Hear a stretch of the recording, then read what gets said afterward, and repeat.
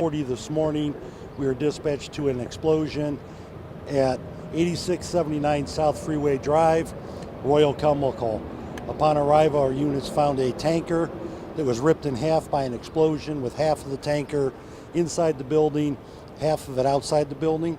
There were 3 reported injuries, 2 of which were transported both to Metro General Hospital downtown Cleveland, one with critical life-threatening burns, and a second with non-life-threatening but yet critical injuries. And a third was being evaluated now, is identified later. We know it involves sodium hydroxide. We're not exactly sure what happened yet. Right now we're working to contain the environment. We believe it got into a small creek that's located on the east side of that building. And the Summit County Hazmat teams are working on containing that.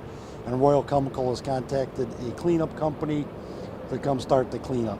We expect to be here for hours.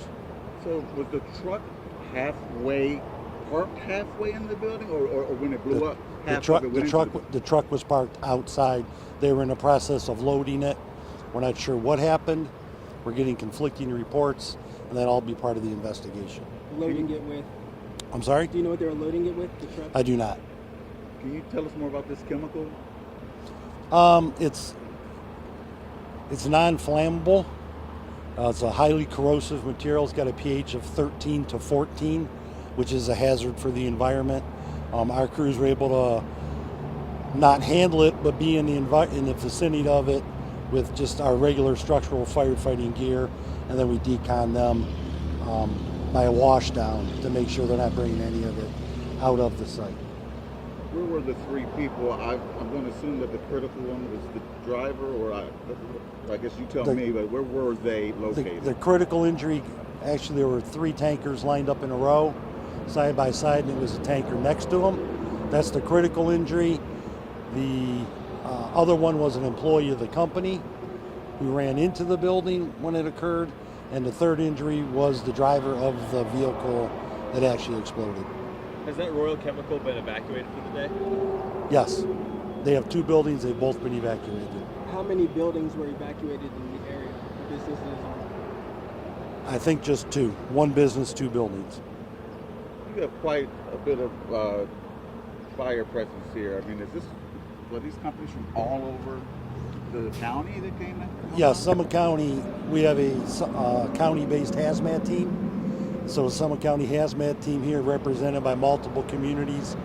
And we also had a mutual aid engine company here from Northfield Village. And we also have the county IMAT team here to help us with the incident command system and documentation. Public Utilities Commission of Ohio is on scene. The Ohio EPA is on scene. Interstate Towing is on scene. And I'm probably missing some, but there's a lot of people up there. Chief, what do you make of this? I mean, the injuries and all, it sounds absolutely awful. It is. It's a tragic industrial accident. So what would cause a truck to explode? I don't know. We're not going to speak on that until we have more information. And the investigation should be able to tell us. Is there any sort of evacuation, or is there any ripple effect from that creek that you're concerned about? People who live along the creek maybe getting No, we are containing it to that general area. We have our service department is here. If need be, we can build dams, earthen dams, to stop the spread.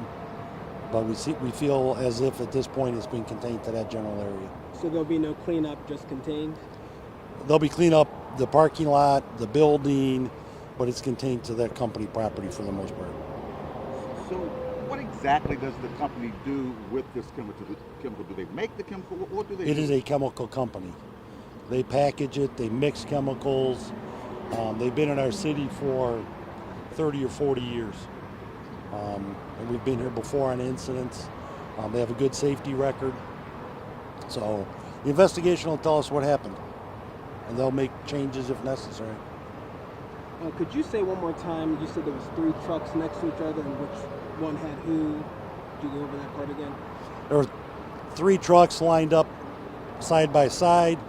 The one closest to the road was the one that blew up. The injury occurred from the driver of the second vehicle that was located between the 2 trucks and was sprayed with product. spell your name for us one more time? Brian with an I, Ripley, Ripley. Give us till, we'll probably give us some sort of update around 4 o'clock. If that works for you guys? Sure. All right?